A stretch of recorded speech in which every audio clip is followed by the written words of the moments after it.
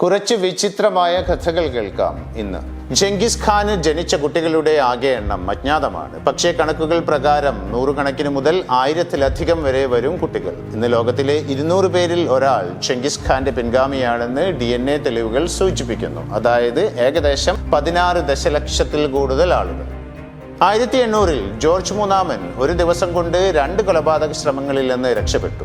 May 15-ന് രാവിലെ hide പാർക്കിൽ വെച്ച് അദ്ദേഹത്തിന് വെടിയേറ്റു. പക്ഷേ വെടിയുണ്ട ഒരു സിവിൽ സർവന്റിന്റെ മേൽ ഏൽക്കുകയും അദ്ദേഹം രക്ഷപ്പെടുകയും ചെയ്തു. അന്ന് വൈകുന്നേരം ഡ്രൂറി ലെയ്നിലെ തിയേറ്റർ റോയലിൽ വെച്ച് മാനസിക അസ്വസ്ഥനായ ഒരു സൈനികൻ രാജാവിന് നേരെ വീണ്ടും വെടിയുതിർത്തു. അദ്ദേഹവും രക്ഷപ്പെട്ടു. എന്നിട്ടും നാടകം തുടരണമെന്ന് ജോർജ് നിർബന്ധിച്ചു.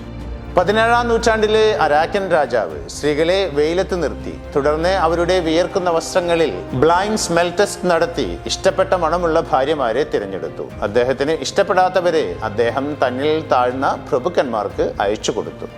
1510-ൽ ഒരു ബാർലി പാടം നശിപ്പിച്ച എലികളെ വിചാരണ നേരിടാൻ കോടതിയിലേക്ക് വിളിപ്പിച്ചു. കോടതിയിൽ ഹാജരാകുന്നത് തന്റെ ക്ലയന്റുകളെ പ്രാദേശിക പൂച്ചകളിൽ നിന്നും നായ്ക്കളിൽ നിന്നുമുള്ള അപകടത്തിലാക്കുമെന്ന് അവരുടെ അഭിഭാഷകൻ ബാർത്തലോമിയോ ചെസ്നി വാദിച്ചു. മരണത്തെക്കുറിച്ചുള്ള ന്യായമായ ഭയം ഒരു മനുഷ്യനെ കോടതിയിൽ നിന്ന് ഒഴിവാക്കാൻ അന്ന് മതിയായ കാരണമായിരുന്നു. എലികൾക്കും ഇതേ നിയമം ബാധകമാണെന്ന് കൽപ്പിച്ച് ജഡ്ജി വിചാരണ അനിശ്ചിതമായി മാറ്റിവെച്ചു. 2017-ൽ 1000 വർഷം പഴക്കമുള്ള ഒരു ചൈനീസ് ബുദ്ധപ്രതിമയെ CT സ്കാനിനായി ഒരു ഡച്ച് ആശുപത്രിയിലേക്ക് കൊണ്ടുപോയി. സ്കാനിങ്ങിൽ സ്വർണ്ണരൂപത്തിനുള്ളിൽ മമ്മിഫൈ ചെയ്ത ഒരു സന്യാസിയെ കണ്ടെത്തി. അതിന്റെ ആന്തരിക അവയവങ്ങൾ നഷ്ടപ്പെട്ടിരുന്നു. പ്രതിമയിൽ ഉൾപ്പെടുത്തുന്നതിനു മുമ്പ് സന്യാസി സ്വയം തന്നെ മമ്മിഫൈ ചെയ്തതായാണ് ഇപ്പോഴും ആളുകൾ വിശ്വസിക്കുന്നത്.